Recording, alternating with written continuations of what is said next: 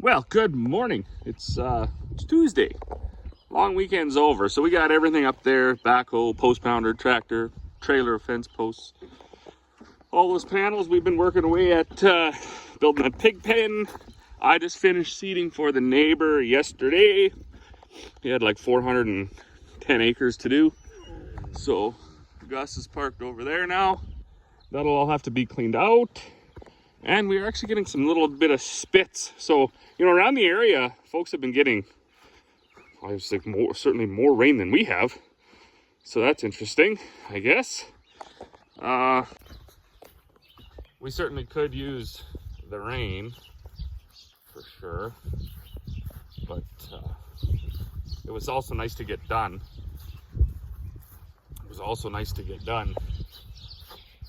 I'm going to... First thing I'm going to do here, I'm going to pull my Super Bees over here and climb up with the fire hose and wash them out because they're full of, or we had used them for fertilizer this year. So we got to wash them out and then let them dry out, and then I'm going to haul some grain. So I just phoned the dude. I'll probably haul about 4 loads of wheat, 2 loads of canola. Canola's back over $14.50. I don't know where it's going to go to, but may as well haul it, right? Like it's getting to the time now where we're going to be looking at storage for next year, not this year. This truck had been problematic with starting. We'll see how good it turns over here now. Not an issue. Okay, well, I don't know what's going on with it then. It's the weirdest thing. Sometimes it starts really good and other times it seems to struggle, so I don't know what to say about it. But I do like using that fire hose. That thing, that gets the job done. Not sure what was parked here leaking, but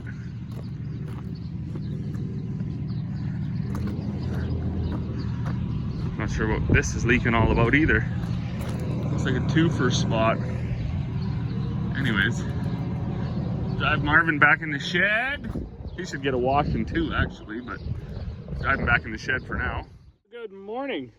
No, it's not morning. What is it? It's 1 o'clock. I've already been to the grain elevator. Look at these rusted out pieces of shit. Anyways, I did message the sandblaster guy. He figured in a couple of weeks he could probably get them in to blast them. So I want to haul 6-7 loads of grain so I don't have to haul while he's blasting them, right? Also, Corey ran to town and bought this part. I thought this part was going to be the most expensive part of the day. It was $300. Now I see why she wanted to hook the trailer up, because she bought a mower. So, safe to say, the $300 solenoid is not the most expensive part of the day. The up to $10,000 zero-turn mower is. Now, it's going to go, I know lots of you guys were saying, like, don't get a John Deere, they're junk. So anyways, we went to the New Holland dealer. They have Rustler, I don't know what they are. Corey looked at them. They're okay, but she said, like, the seat doesn't even move. You got to unbolt it to slide it forward and back, which is sort of an inconvenience for me being 6'2" and her being 4'1" or whatever she is. Then of course, you know, if my mom wants to jump on there and mow it, you're going to be constantly adjusting that seat. She did go to the Kubota. Kubota was a little bit more money than that, but of course they had their whole, well, our deck is special and these guys had their deck is special.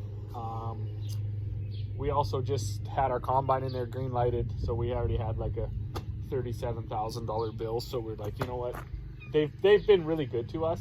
I know Kubota's been really good to a lot of the guys around here too, but John Deere has been really, really good to us. So anyways, that was slightly cheaper at John Deere than the Kubota was, within a few $100s, I think. It's a 54-inch. She was debating getting a 60-inch, but that's actually a little bit too big for us, probably. So anyways, what we upgraded from, though, is the old Husqvarna here. So we're going to keep it. We're going to keep it running. Doesn't even work. Battery's dead. But hopefully going forward this summer, I don't have to spend every other day fixing something on this lawnmower. Like I say, we're going to keep it to mow in the bush and mow over the rough patches and stuff like that. But now Corey's got a mower so she can mow with, Livy's with her right now. Because she's got all that to mow. She's got this to mow. She's got the new lawn to mow. She's got around here to mow. She's got up by the bins to mow. Around the pasture and stuff to mow. So there's more than enough to do. And after not having bought a lawnmower for this farm for 25, 30 years, it's probably time to reinvest. So anyways, let me get my solenoid in here, see if I can get this thing resurrected. I find that too, everybody else around here gets new stuff and I get old stuff that I gotta keep resurrecting and keep alive. It's not that fun. Okay, so old solenoid is out, and this, where it plugs in, had actually got whatever, broke off and kind of corroded or whatever. So it was working intermittently, and then when he tried to plug it in, he actually broke it the rest of the way. So we had put this zip tie on there, and actually it worked for a little while. And then I think what happened is water got in there and it failed altogether. So I'm gonna get a little bit of lube just to lube up these O-rings, and then we're gonna stick this new one in. Looks to be the same to me, and then we'll give her a test. All right, well, I think that went well. I didn't hook it up yet, so I still have a chance to break it. Gotta hook this guy into there, and then fire it up, see if it leaks. Hopefully I don't break it. Probably should do a two-hand operation. There we go. Fire it up, see if it leaks.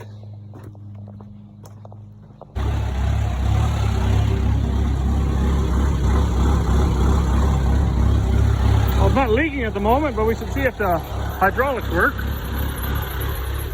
Wouldn't it be nice if they did? Oh, look at that. Up, down, tilt, tilt, out, in. Oh, didn't like that. Hasn't been running for a while.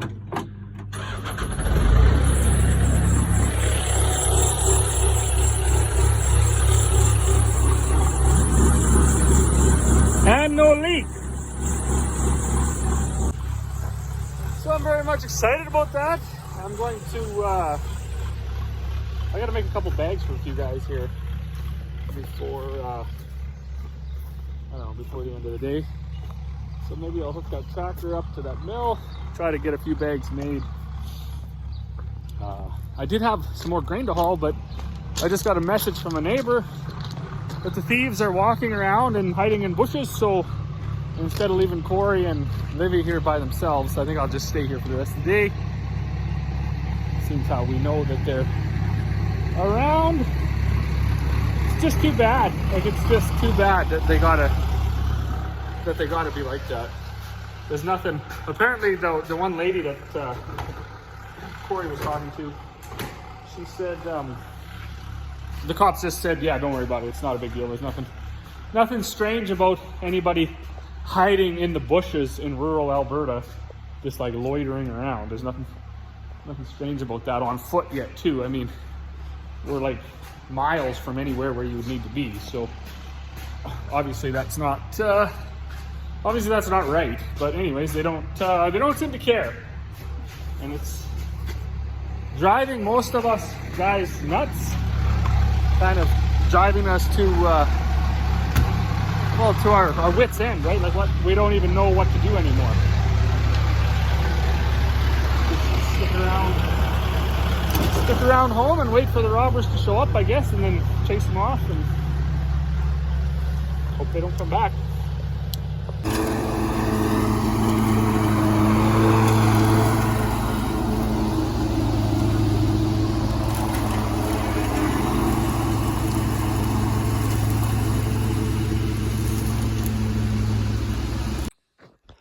Well, good evening, and what a beautiful evening this is turning out to be. Holy smokes. So I'm over here in our pea field, the last piece we seeded on our farm. I got a bunch of people asking, do we always seed our peas last? Well, we kind of do, also depending on the start date. So this year we started seeding in April. April 23rd was the first day. We put some wheat in, and then we goofed around and waited a little bit, and then we put some more wheat in, and then we goofed around and waited a bit, and then we put in a bunch of barley, and then we thought, well, it's kind of still nice. We'll switch over and we'll put in some canola.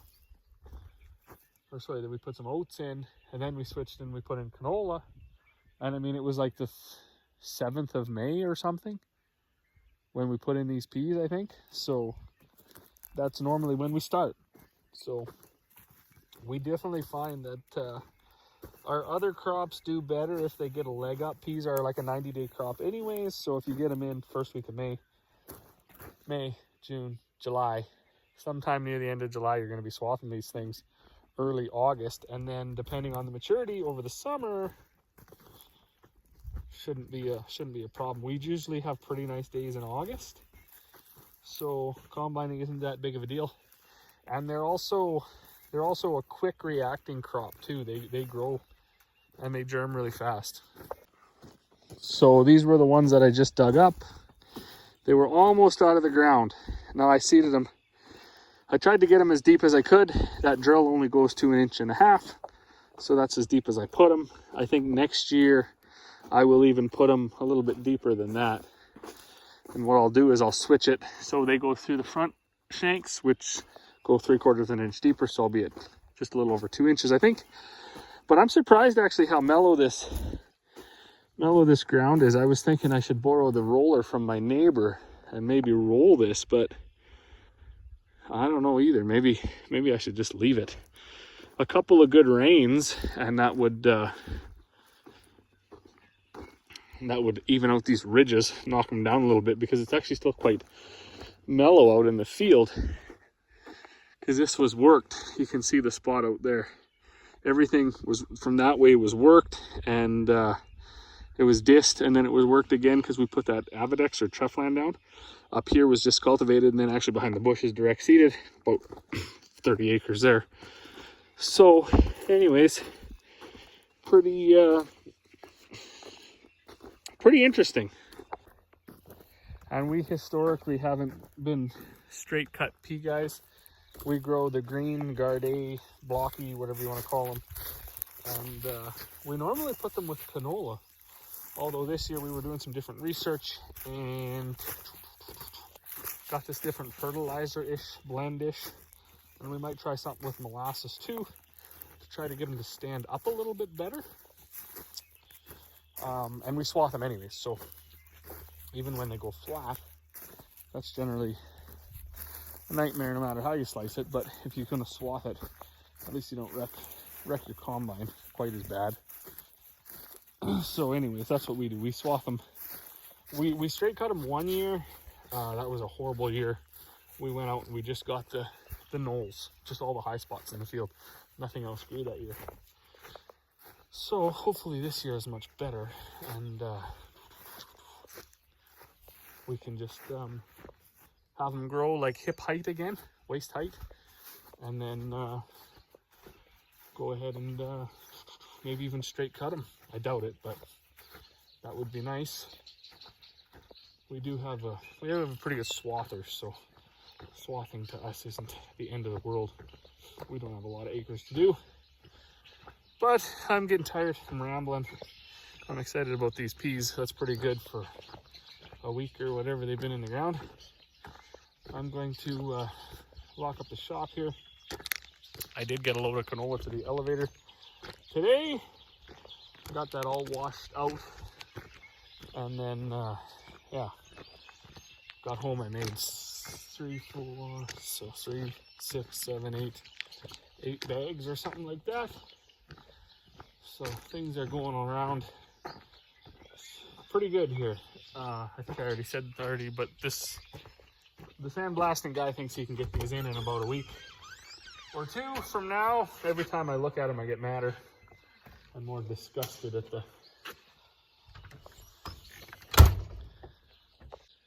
at the whole operation there. That's just embarrassing. Load King should be so embarrassed. So ashamed to put shit like that out. But whatever. So as always, thanks for watching. We'll see you all on the next one.